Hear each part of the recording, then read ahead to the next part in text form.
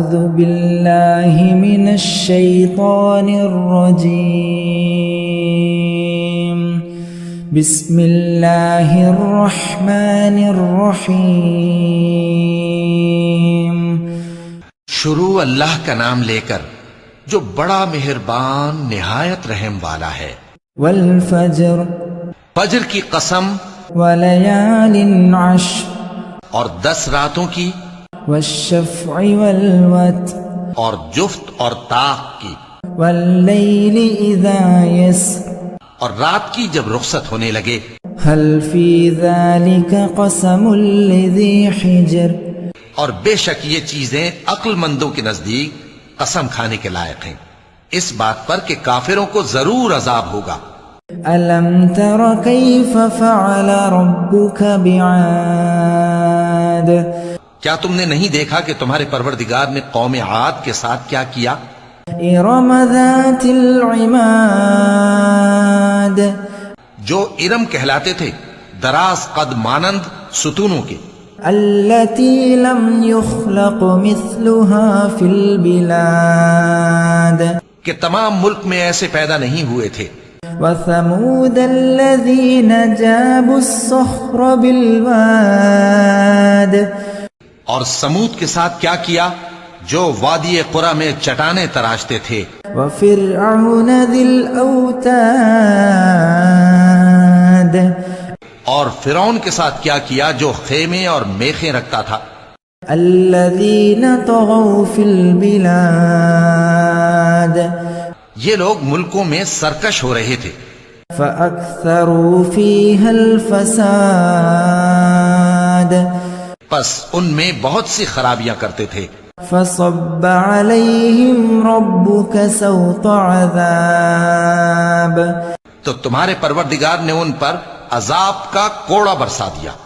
إن ربك لبالمرصاد بے شک تمہارا پروردگار طاق میں ہے۔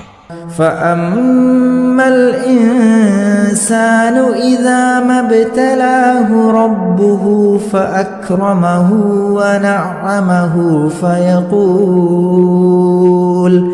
فيقول ربي أكرمن مگر انسان عجیب مخلوق ہے کہ جب اس کا پروردگار اس کو آزماتا ہے کہ اسے عزت دیتا اور نعمت بخشتا ہے تو کہتا ہے کہ میرے پروردگار نے مجھے عزت بخشی۔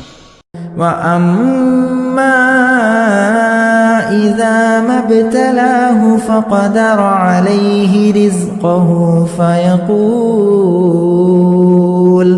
فَيَقُولُ رَبِّي أَهَانَنِ اور جب دوسری طرح آزماتا ہے کہ اس پر روزی تنگ کر دیتا ہے تو کہتا ہے کہ میرے پروردگار نے مجھے ذلیل کیا۔